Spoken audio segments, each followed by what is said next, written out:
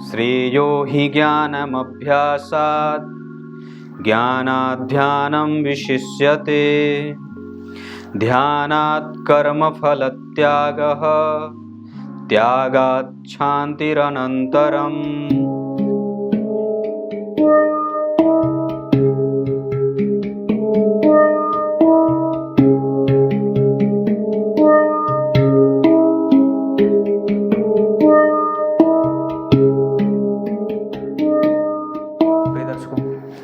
नमस्कार, एक बार फिर से उपस्थित हूं आप सबके सामने बुधवार के बाद गुरुवार के कार्यक्रम में।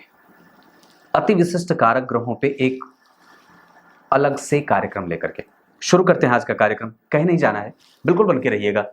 कोई भी ग्रह किसी भी भाव में बहुत अच्छा हो जाता है और कभी कभी वो अत्यंत विशिष्टता के साथ परिणाम देने लगता है, जिसके कारण उसको उस भाव में अति विशिष्ट कारक ग्रह के रूप में चिन्हित कर लिया जाता है।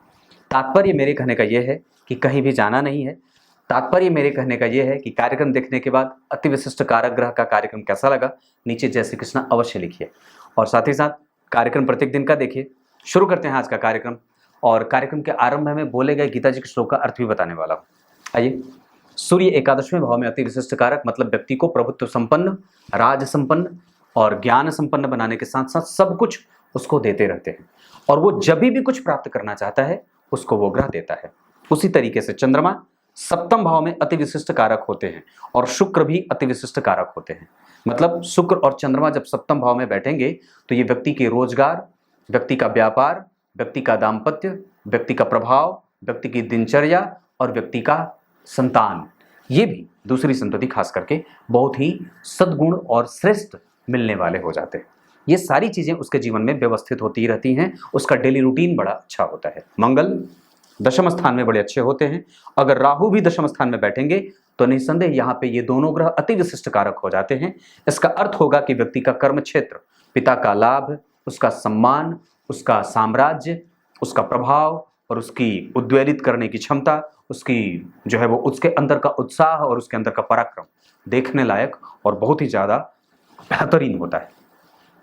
बुध भी सूर्य की भांति एकादशवें भाव में अति विशिष्ट कारक होते हैं। मतलब वो व्यक्ति को वहां पे संपूर्ण प्राप्त कराने के लिए मजबूर होते हैं या फिर खुश होकर के परिणाम देते हैं। मजबूर तो नहीं कहेंगे, लेकिन हाँ, निश्चित रूप से वो संपूर्ण तरीके से जातक की कुंडली को प्रभावित और बेहतर परिणाम देने वाले बना देते हैं।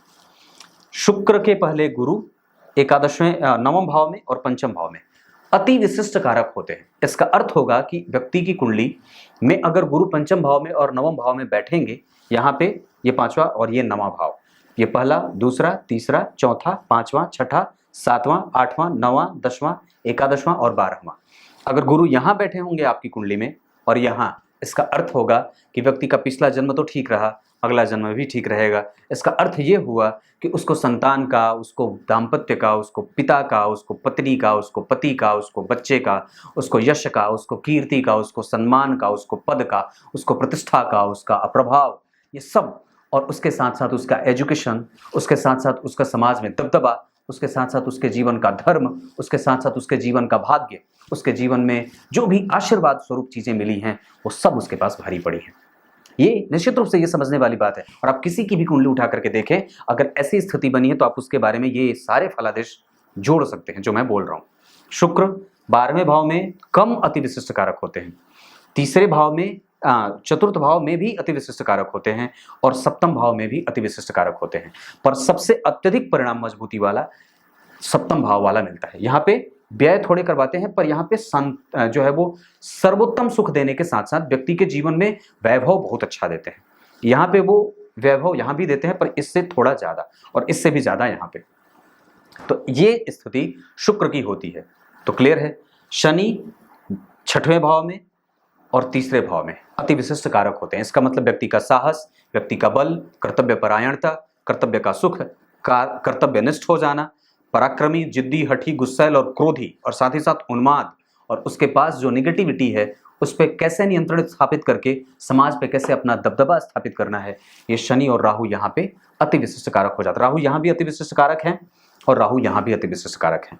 राहु यहाँ भी अति विशिष्ट कारक है। मतलब ये आपको साहस, बल और पराक्रम और चीजों को समझने का एक अद्भुत अनूठापन दे देते हैं। इसका अर्थ ये भी होगा कि ये आपको प्रैक्टिकल माइंडसेट का बना करके समाज, दुनिया और लोगों के तिकड़म को समझने वाला, या ऐसी स्थिति में कि जहां व्यक्ति को जिस स्थिति में तलवार की आवश्यकता होगी तो तलवार, और जहां सुई की आवश्यकता होगी वहां सुई, ये ग्रह ऐसे आपको जो है वो अपना गुण ऐसे परिलक्षित करेंगे।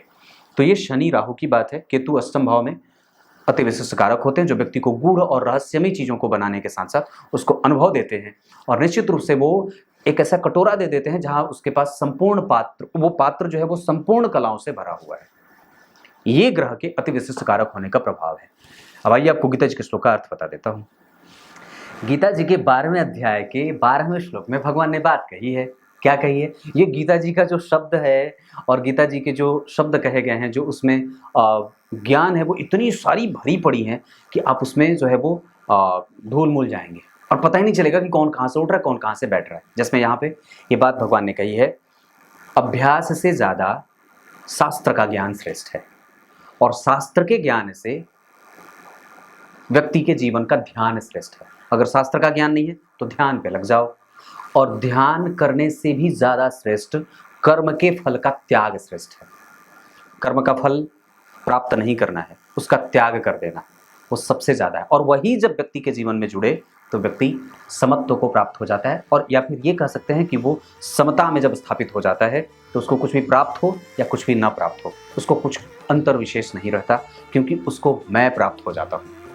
कुछ इसी तरीके से आज के कार्यक्रम का समापन करते हैं। तब तक के लिए इजाजत दीजिए। कल एक बार फिर से उपस्थित होंगे आप सबके सामने। तब तक के लिए बहुत बहुत नमस्कार।